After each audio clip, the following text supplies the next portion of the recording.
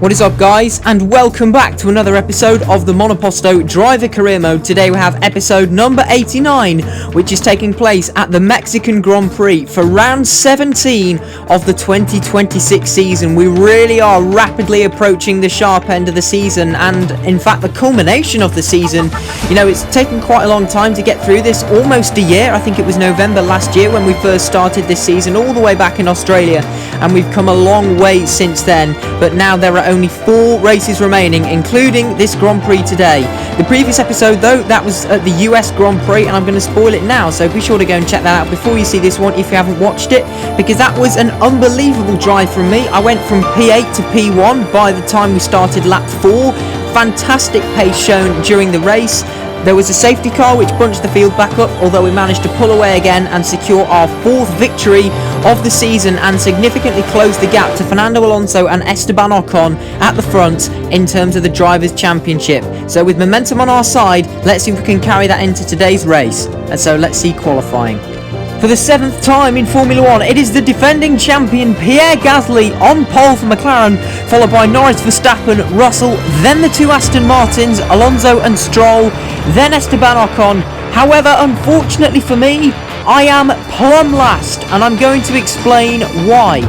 Unfortunately, I set my out lap, then I did one banker lap, which really wasn't very good, and then I crashed. So that leaves me with absolutely everything to do in this Mexican Grand Prix. We are going to go hell for leather. We are going to be super aggressive off the start line.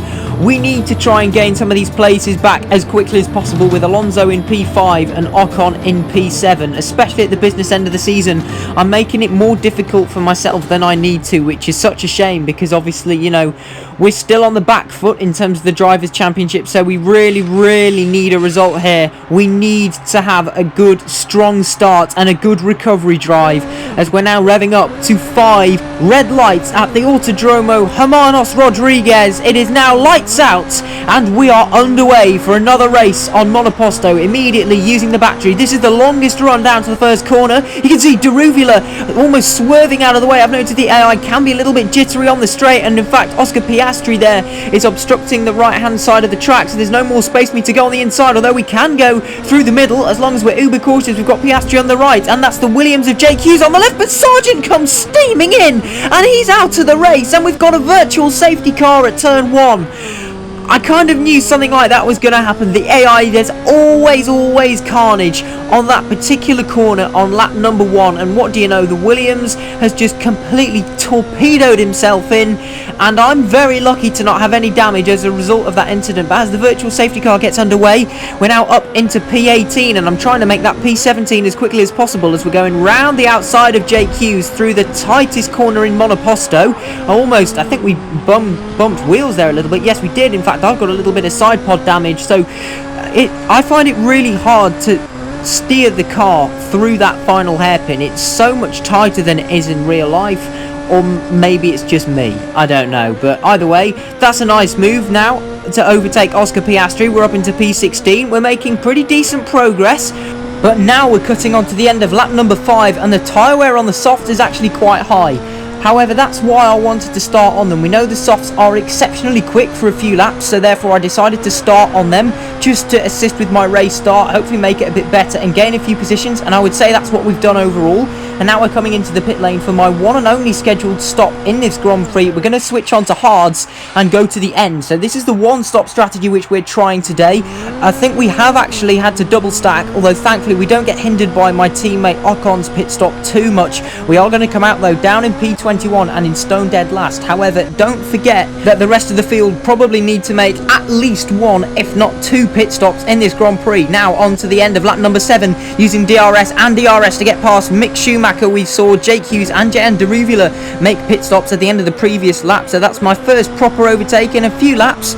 So hopefully, you know, we're not going to experience any harsh tyre wear on the hards. We've set a fastest lap of the Grand Prix as well, showing that, you know, we're bringing the tyres into the temperature nicely. Although here comes Mick Schumacher, actually back round the outside of turn 1. He's got DRS. That's my second track limit warning of the Grand Prix, and in fact the Ferrari is going to keep the position. The AI are so unbelievably OP through that chicane, by the way. They just have infinity worth of grip. It's just unreal. However, what we have gone and done later on in the lap is we've just Control-C, Control-V, the exact same overtake as we did on the previous lap. And this time, though, it's stuck. Although it is still the German driver trying to put a bit of pressure on me. We are now following the Brazilian Felipe Drugovich in the Repsol Haas. Not seeing too much of them this season, although that's a lovely move down at the second hairpin. And we're getting ourselves up into P13 now, so we are slowly making progress towards the points. The next driver is Yuki Tsunoda. He's around 4 and a bit seconds down the road. This is Teo Porcher, though, in the Alfa Romeo Penske, who has come out of the pits just behind me. I am going to go for that move up the inside of turn 1 as we start lap number 10. That moves me up into P12, so... oh, maybe not P12, because the French driver gets absolutely superb traction on those fresh soft tyres. He's going to be so quick, and in the end he has in fact romped down the road. There's just such a significant difference in grip between new softs and even new hards, although I have used the remainder of my battery and DRS to now fly past Yuki Tsunoda.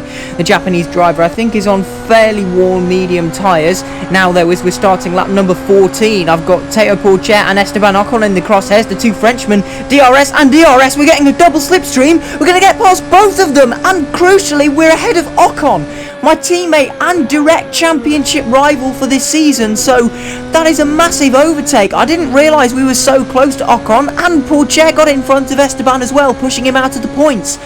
That is a crucial moment in this Grand Prix, because I didn't think we'd ever catch up to the likes of my championship rivals in this race because of how far back we started. But maybe Ocon's been struggling as well, as Porcher manages to overtake me once again, although we are going to go for this lovely move down at the hairpin once again.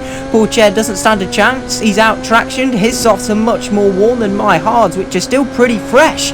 And we're now starting the penultimate lap of the Grand Prix. This is Dennis Hauger in the Ford Performance, and in front of him is the Audi Sport of Carlos Sainz. I'm hoping to see if we can get possibly both of them back into the slipstream of the Spanish driver.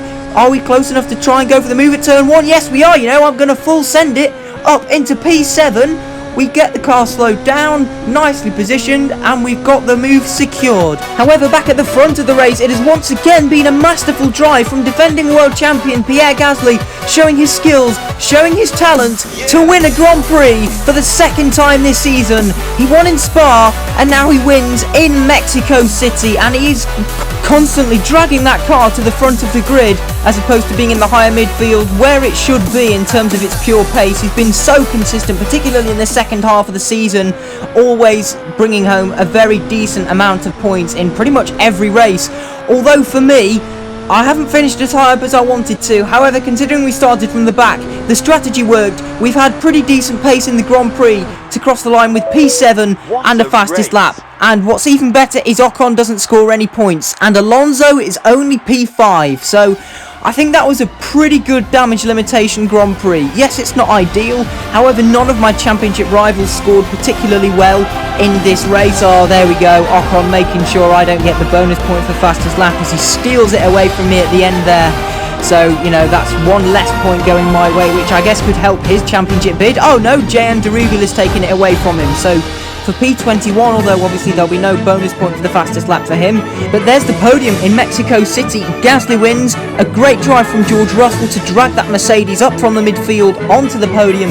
And third place, Lando Norris in the Audi Sport. Audi have had many podiums this season between Sainz and Lando Norris, although unfortunately for them, they are still waiting for their elusive first victory in Formula 1. They were a little bit up and down at the start of the season. You know, they were really quick on some weekends, then they'd kind of slink back into the midfield on some weekends, but I think definitely in the second half of the season they've firmly established themselves as a contender, certainly for podiums and definitely race wins. You know, a few pole positions, we've seen them from both Sainz and Lando Norris, both of them pulling their weight, both of them very evenly matched this season. I would say the most evenly matched driver pairing on the grid, except perhaps for the exception of Ocon and myself. But there's the results from the Mexican Grand Prix. A disappointing day for Leclerc and Piastri, only 16th and 18th respectively. In the Drivers' Championship though, Alonso is still your leader, although I'm now back up into P2, 2 points ahead of my teammate Esteban Ocon now, and mathematically only myself, Ocon or Alonso can be crowned world champion this season. So we'll have to see. We've got 3 races left and a 3-way fight for the title. But But that's it for today's video. I hope you enjoyed it. If you did, please remember to like, share and subscribe. Remember, you can follow me on Instagram and join my Discord server. Both links are in the description below. And I'll see you guys all next time. Goodbye.